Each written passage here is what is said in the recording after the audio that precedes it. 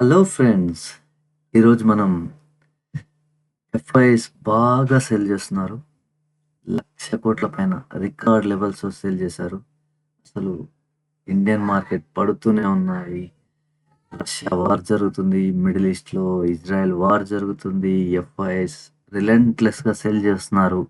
అసలు మార్కెట్‌లో ఏం జరుగుతుంది? నిఫ్టీ కరెక్ట్ అయింది. 23,500 దగ్గర 19th నవంబర్ రోజు క్లోజ్ అయింది. సో టాప్ నుంచి చూస్తే 26,000 నుంచి 23,500 దగ్గర క్లోజ్ అయింది. అసలు నిఫ్టీ వాల్యుయేషన్స్ ఎలా ఉన్నాయి ఇప్పుడు? అసలు ఈ మార్కెట్ ఎంతవరకు పడొచ్చు? గోయింగ్ ఫార్వర్డ్ అసలు నిఫ్టీలో ఈ ఫాల్‌కి కారణాలేంటి? అండ్ నిఫ్టీ వాల్యుయేషన్స్ ఏంటి? అలాగే మనం ఈ వీడియోలో ఎఫ్ఐఎస్ ఎందుకు సెల్ చేస్తున్నారు? మనకున్న పాజిటివ్స్, నిఫ్టీ వాల్యుయేషన్స్ ఏంటి? యాంఫీ డేటా ఏం చెప్తుంది? నిఫ్టీ చార్ట్ లెవెల్స్ ఎలా ఉన్నాయి? ఇన్వెస్టర్ మైండ్ సెట్ ఎలా ఉండాలి ఇప్పుడు? అలాగే చిన్న నెగటివ్స్ కూడా ఉన్నాయి. యుఎస్ మార్కెట్ వాల్యుయేషన్స్ ఏంటి? రష్యా మిడిల్ ఈస్ట్ వార్లో జరుగుతున్నటువంటి సిచ్యువేషన్స్ ఏంటి? ఆ డెవలప్మెంట్స్ ఏంటి? అవన్నీ కూడా ఈ వీడియోలో తెలుసుకుందాం. కంటెంట్ చాలా ఇంట్రెస్టింగ్‌గా ఉండబోతుంది ఫ్రెండ్స్. లాస్ట్ వరకు చూడండి. Very very important. ఈ అన్‌సర్టెన్ టైమ్‌లో ఈ వీడియో మీకు డెఫినెట్‌లీ హెల్ప్ అవుతుంది. Okay. Let's get into the business. ఇక్కడ చూడండి. నిఫ్టీ పీఈ రేషియో వచ్చేసి మనకి హిస్టారికల్లీ మనం ఎలా ఉన్నామంటే హిస్టారికల్ వాల్యుయేషన్ వచ్చేసి మనకి యావరేజ్‌గా 21.9. Okay. Present Nifty valuation EPS ఎంతుందంటే ప్రెజెంట్‌గా నిఫ్టీ పీఈ వచ్చేసి మనకి 21.6. ఓకే. మన పీక్ ఉన్నప్పుడు నిఫ్టీ వాల్యుయేషన్ రీసెంట్‌గా హై వచ్చేసి మనకి 26,000. ఇది ఎప్పుడైంది మనకి లెట్స్ సే హై వచ్చేసి 26,200 ఆన్ 26 సెప్టెంబర్. 26 సెప్టెంబర్ రోజు మన పీఈ ఎంత ఉందో చూద్దాం. చూడండి 26 సెప్టెంబర్ రోజు మన నిఫ్టీ పీఈ వచ్చేసి 24.4. So usually Nifty PE long రన్‌లో మనకి యావరేజ్ 21.9 ఉంటుంది. So 24.4 it's on higher valuations. So మనం ఎప్పుడైనా ఎక్కడికైనా వెళ్ళి షాపింగ్ చేసేటప్పుడు హై ప్రైస్ పెట్టి షాపింగ్ చేస్తామా? ఏదైనా డిస్కౌంట్ ఉంటే బిగ్ బిలియన్ సేల్ లాంటి సేల్‌లో కొంటామా? సో సేమ్ థింగ్ ఎప్పుడైతే వాల్యుయేషన్ స్ట్రెచ్ అవుతాయో కరెక్ట్ అవ్వడం లాజిమీ. కరెక్ట్ అవుతుంది. So same thing here. Of course FIs sell చేస్తున్నారు. 1,00,00,000,00,000 సెల్ చేశారు. యాహ్! ఒకసారి చూస్తే ఇప్పుడు మన నిఫ్టీ వాల్యూస్ చూద్దాం. ఏ వాల్యుయేషన్స్‌లో బాగుందో ఒకసారి మనం చూద్దాం. Let's say Nifty current EPS వచ్చేసి 1086. పీఈ వచ్చేసి 21.7 ఉంది. So Nifty price 23,518. So okay. EPS వచ్చి 1086. So 1086 EPS Nifty 50 financial year 25కి ఇప్పుడు ప్రెజెంట్ 1086 ఉంది. లెట్స్ సే ఫార్వర్డ్ ఎర్నింగ్స్‌లో చూసినప్పుడు 12% పెరిగింది అనుకుంటే నెక్స్ట్ ఇయర్‌కి. ఓకే. నిఫ్టీ నెక్స్ట్ ఇయర్‌కి 1,216. సో ఇప్పుడు ఈ ఈపీఎస్‌కి 20 పీఈ ఇచ్చినప్పుడు PE multiple valuation should be 21,726. ఇప్పుడున్న వాల్యుయేషన్ ఏంటి? 23,518. అది 21.6. అంటే ఈ 21 అనుకున్నప్పుడు 22,812 పీఈ వస్తుంది. ఆ వాల్యుయేషన్ వస్తుంది. 21 పీఈ దగ్గర. మనకుంది 21.6 మల్టిపుల్ అనమాట. సో 22 పీఈకి వచ్చేస్తే మనం 23,900 అంటే సో ఈ ఈపీఎస్ ఇంటూ మన 22 పీఈ మల్టిపుల్ చేస్తే గనక మనకి 23,900 ఫిగర్ వస్తుంది. సో మనం ఏ వాల్యూలో కంఫర్టబుల్ ఫీల్ అవుతాం అనేది ఇక్కడ మనం చూడాలి. ఫార్వర్డ్ ఎర్నింగ్స్‌లో చూసినప్పుడు 24,300 కూడా ఫైనాన్షియల్ ఇయర్ 26 ఫార్వర్డ్ ఎర్నింగ్స్‌లో చూస్తే 24,300 1 ఇయర్‌లో మనం ఈ ఫిగర్ ఈజీలీ చూడొచ్చు. లేదు ఆల్వేస్ యావరేజ్ వచ్చేసి మనకెంతుంది? హిస్టారికల్లీ పీఈ చూస్తే గనక యావరేజ్ వచ్చేసి 21.9. సో అదేం చెప్తుందంటే మనకి 21, 22 అనేది ఈజీలీ మన నిఫ్టీ జనరల్గా ట్రేడ్ అయ్యే యావరేజ్ పిఈ వాల్యుయేషన్. ఫార్వర్డ్ ఎర్నింగ్స్లో చూసినప్పుడు 21 మల్టిపుల్లో ట్రేడ్ అయితే కనుక 25,500, 22లో ట్రేడ్ అయితే కనుక చూడండి ఈ ఈపీఎస్ ప్రకారం 22 మల్టిపుల్లో వాల్యూ వచ్చేసి 26,766. So this is the valuation.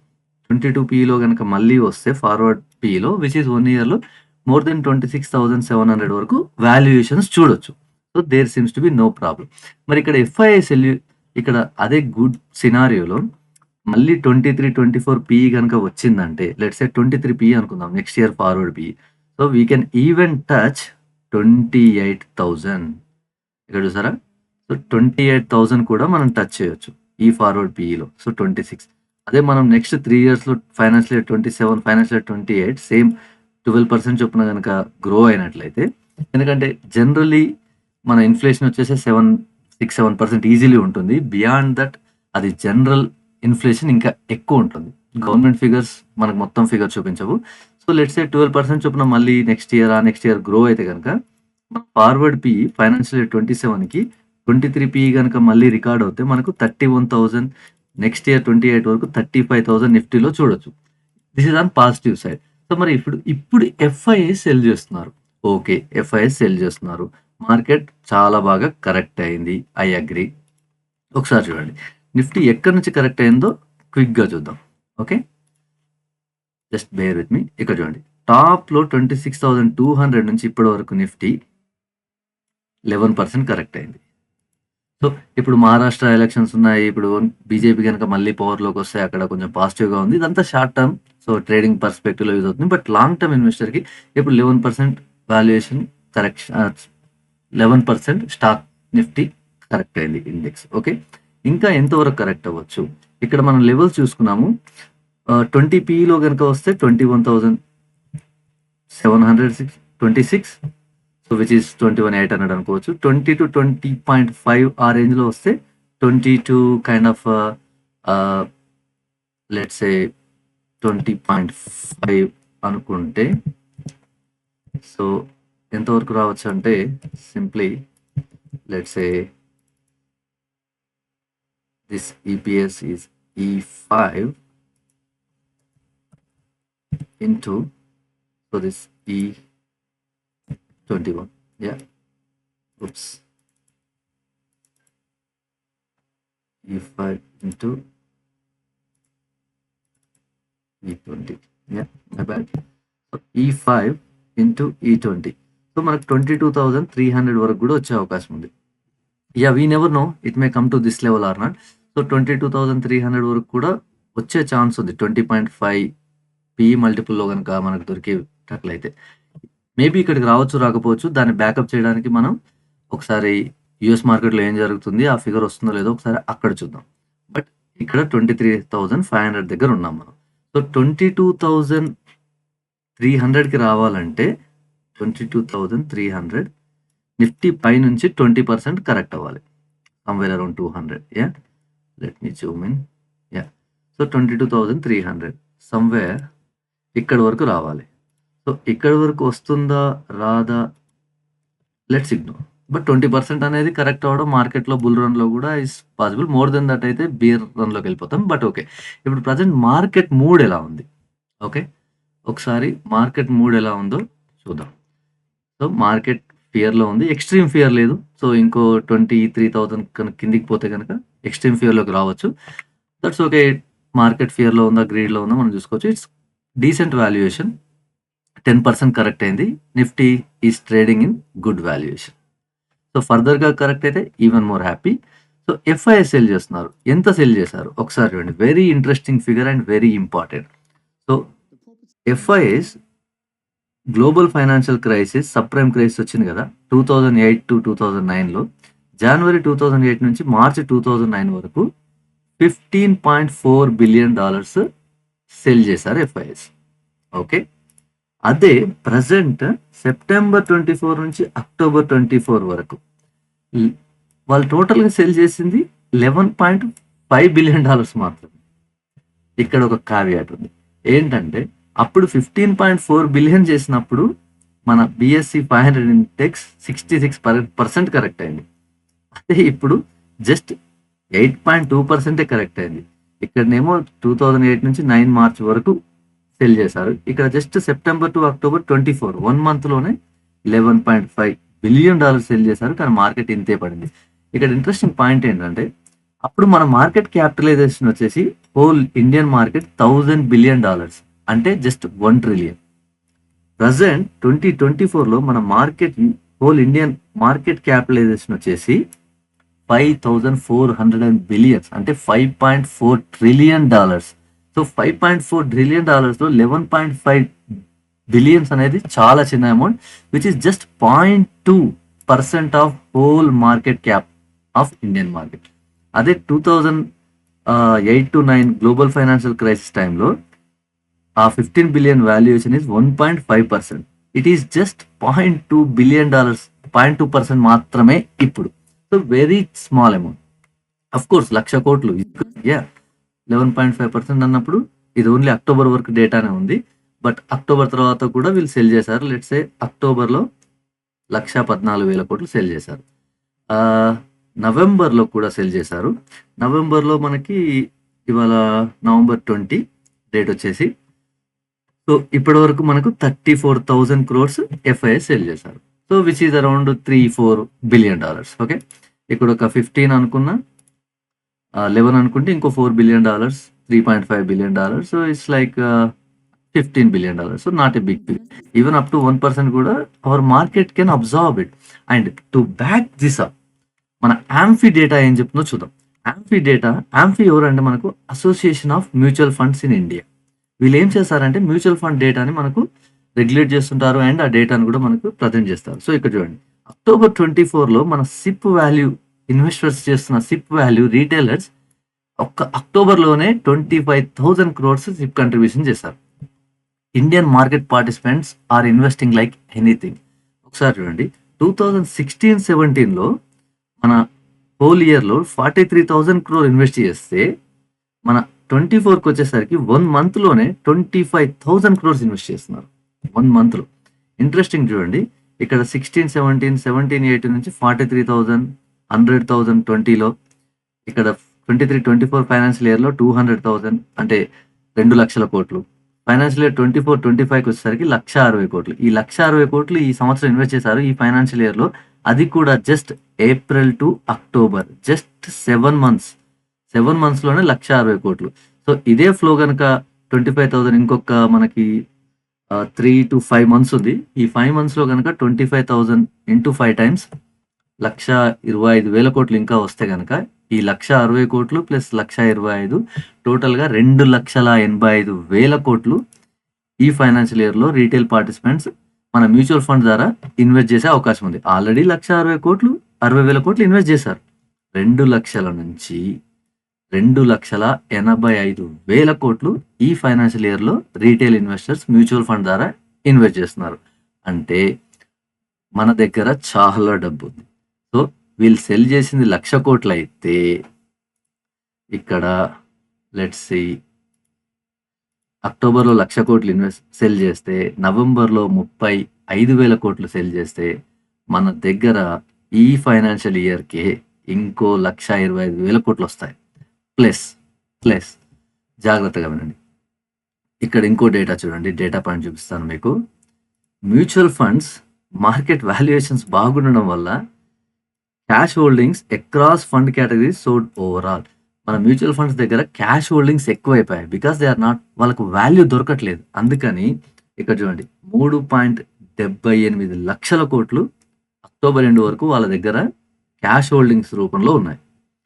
ఇది హైయెస్ట్ లెవెల్ సిన్స్ ఫిబ్రవరి 22 నుంచి హైయెస్ట్ హోల్డింగ్ ఇది. So on top of this ఇంకొక వాల్యూ ఇన్సైట్ చెప్తాను చూడండి మీకు. Cash holdings all the equity funds దగ్గర 1,46,000 కోట్లు ఉన్నాయి ప్రజెంట్ అక్టోబర్ ఎండ్ వరకు. ఈ డబ్బుల్ని వాళ్ళు ఇన్వెస్ట్ చేయాలని చూస్తున్నారు, బట్ వాళ్ళకి ఆపర్చునిటీ దొరకట్లేదు. సో ఇంకా 1,50,000 కోట్లు ఇన్వెస్ట్ చేయొచ్చు. అండ్ ఇయర్ ఎండ్ వరకు మనకు ఇంకొక 1,25,000 కోట్లు, దగ్గర మనకు 3 లక్షల కోట్లు ఇన్వెస్ట్ చేయడానికి స్కోప్ ఉంది ఈ 5 monthsలో. ఓకే, మొత్తంగా ఇన్వెస్ట్ చేస్తారా చేయరో తెలియదు. బట్ ఎఫ్ఐఎస్ ఇంకా సెల్ చేసినా కూడా అబ్జర్వ్ చేసుకునే కెపాసిటీ ఇండియన్ ఇన్వెస్టర్స్ దగ్గర ఉంది. If that point is clear, so tip point is clear. So long term okay. Next, so Nifty valuations అట్రాక్టివ్గానే ఉన్నాయి. యాంఫీ డేటా స్ట్రాంగ్గా ఉంది. సో నిఫ్టీ చార్ట్ లెవెల్స్ కూడా బాగున్నాయి. ఇప్పుడు ఇన్వెస్టర్ మైండ్ సెట్ ఎలా ఉండాలి? Investor mind set, if one person long term కోసం కనుక ఇన్వెస్ట్ చేయాలనుకున్నట్లయితే దిస్ లాంగ్ టర్మ్ ఇన్వెస్టర్కి ఇవన్నీ చూడాల్సిన పని లేదు. సింపుల్ ఎగ్జాంపుల్ చెప్తా చూడండి. ₹1,00,000 ఇన్వెస్ట్ చేస్తే కనుక 12.3% చొప్పున పెరిగితే మార్కెట్ ఎలా వెళ్ళినా మనకు నిఫ్టీ ఇట్ సెల్ఫ్ 12% రిటర్న్ ఇస్తుంది లాంగ్ టర్మ్లో. ఎగ్జాంపుల్ కోసం 12.3% అనుకుంటే 10 ఇయర్లో ఆ ₹1,00,000 లంసం 3,20,000 అవుతుంది. అదే 20 ఇయర్స్కి వచ్చేసరికి 10 lakhs అవుతుంది. అదే సేమ్ 1 lakh అలాగే ఇన్వెస్ట్ చేసి టచ్ చేయకుండా ఉంటే 30 ఇయర్స్లో 32 lakhs అవుతుంది. అంటే ఈచ్ ఇయర్ మనం వదిలేస్తూ ఉంటే మోర్ దెన్ ₹1,00,000 ₹1,00,000 కనుక పెడితే ఎవ్రీ ఇయర్ ₹1,00,000 యావరేజ్గా వస్తుంది. కానీ ఈ కాంపౌండింగ్ ఎఫెక్ట్ ఇనిషియల్గా ఉండదు మనకి. లాంగ్ రన్లో దట్ విల్ రిఫ్లెక్ట్. ఈ టెంపరీ 10%, 20% ఇదంతా just market fluctuations. It's a beautiful product, beautiful opportunity. Long రన్లో కనుక జనరేషనల్ వెల్త్ క్రియేట్ చేసుకోవాలనుకుంటే this is very good opportunity. Short term గురించి ఆలోచించకూడదు. సో అలాగే మనకి నిఫ్టీలో జస్ట్ వాల్యుయేషన్ కంఫర్టబుల్గా ఉంది. లాంగ్ టర్మ్ హోల్డ్ చేసేవాళ్ళు, బల్క్ బై చేసేవాళ్ళు మెల్లగా ఇన్వెస్ట్ చేయొచ్చు. ఈ వాల్యుయేషన్ ఇస్ ఆల్సో గుడ్. ఇంకో 5-10% కరెక్ట్ అయితే that's even more good. Okay, మనకి నెగిటివ్స్ ఏమున్నాయంటే యుఎస్ మార్కెట్ వాల్యుయేషన్స్ ఇప్పుడు ఆల్మోస్ట్ యుఎస్లో మార్కెట్ చాలా బాగా ట్రేడ్ అవుతుంది. కానీ ఒకసారి చూస్తే యుఎస్ మార్కెట్లో S&P 500 వచ్చేసి S&P 500 ప్రజెంట్ 25 PEలో ట్రేడ్ అవుతుంది. అదే 1 year ago 19 PEలో ట్రేడ్ అయ్యేది. ఫార్వర్డ్ 12 year PEలో చూస్తే కనుక 24 పాయింట్ సంథింగ్ ట్రేడ్ అవుతుంది. అంటే వాల్యుయేషన్స్ S&P 500లో స్ట్రెచ్ అయి ఉన్నాయి. అంటే ఏంటి? టెక్నికల్గా హిస్టరీలో చూసుకుంటే S&P 500 మనకి 15 to 21 PEలోనే ట్రేడ్ అవుతుంది. కానీ ఎప్పుడైతే మన ట్రంప్ తాత గెలిచాడో ఇప్పుడు అది ఆల్మోస్ట్ 25 PE ఫార్వర్డ్ PEలో ట్రేడ్ అవుతుంది. సో ప్రజెంట్ అయితే 25 PE, so which is huge for a big market like America.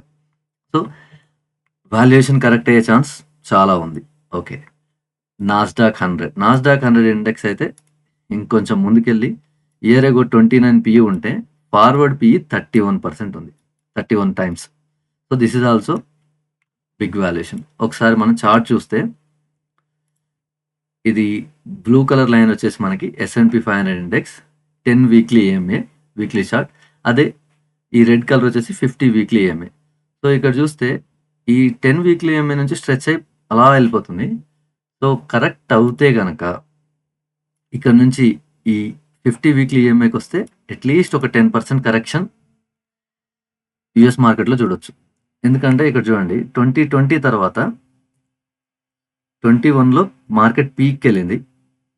అక్కడ నుంచి 2 years మళ్ళీ November 23 వరకు ఆ వాల్యూస్ 24 January వరకు ఆ వాల్యూస్ రీచ్ అవ్వలేదు. బట్ అక్కడ నుంచి 28% నాస్డాక్ S&P 500 కరెక్ట్ అయింది. Same story with Nasdaq. ఆ 21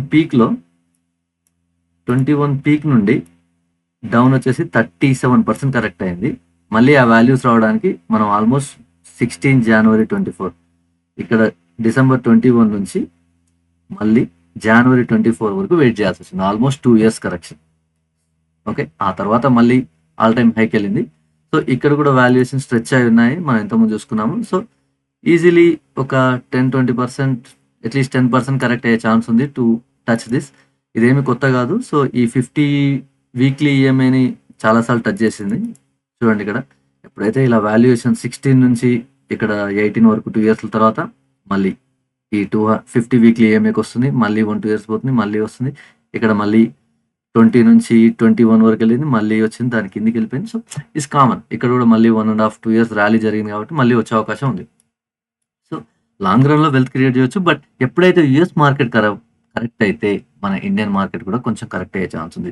సో, కొంచెం కరెక్ట్ అయినా కూడా వాల్యుయేషన్స్ గ్లోబల్ క్యూస్‌కి యూఎస్ మార్కెట్ కరెక్ట్ అయితే ఇండియన్ మార్కెట్ కరెక్ట్ అవుతుంది. But still we have very good amount of money to come into the market. Indian markets are stable and they are doing okay. Recent క్వార్టర్‌లో corporate results బాలేదు. But it's 1, 2 క్వార్టర్స్‌లో set అయిపోతుంది. Once December తర్వాత mostly market కొంచెం recover అయ్యే అవకాశం ఉంది. ఇవన్నీ నా ఒపీనియన్ మాత్రమే. సో, మీకు బ్యాకప్ చేయడానికి డిఫరెంట్ డేటా పాయింట్స్ చూపించాను. మీకేమనిపిస్తుంది? ఇండియన్ మార్కెట్ ఇంకా కరెక్ట్ అవుతుందా? గుడ్ వాల్యుయేషన్‌లో ఉందా? Indian long term growth strategy ఎలా ఉంది? సో, మీరు నెక్స్ట్ 1, 2 ఇయర్స్‌లో నిఫ్టీ ఏ రేంజ్‌లో ఉంటుందనుకుంటున్నారు? 20 పీఈలో నెక్స్ట్ ఇయర్ వాల్యుయేషన్ చూస్తే గనక 24,000 సంథింగ్, 21 పీఈ ఇవ్వాలనుకుంటే 25,000, 22 పీఈ ఇవ్వాలనుకుంటే నెక్స్ట్ ఇయర్ మనం 26,800 కూడా చూడొచ్చు వితిన్ ఏ ఇయర్. సో, 23 పీఈ గనక వస్తే మనం 28,000 కూడా చూసే అవకాశం ఉంది. సో, ఎలా ఉంది ఫ్రెండ్స్ ఈ అనాలిసిస్? మీకు ఈ వీడియో గనక నచ్చినట్లయితే వీడియోని లైక్ చేయండి, సబ్స్క్రైబ్ చేయండి, మీ ఫ్రెండ్స్‌కి షేర్ చేయండి. Please encourage the channel. Thank you. జై హింద్.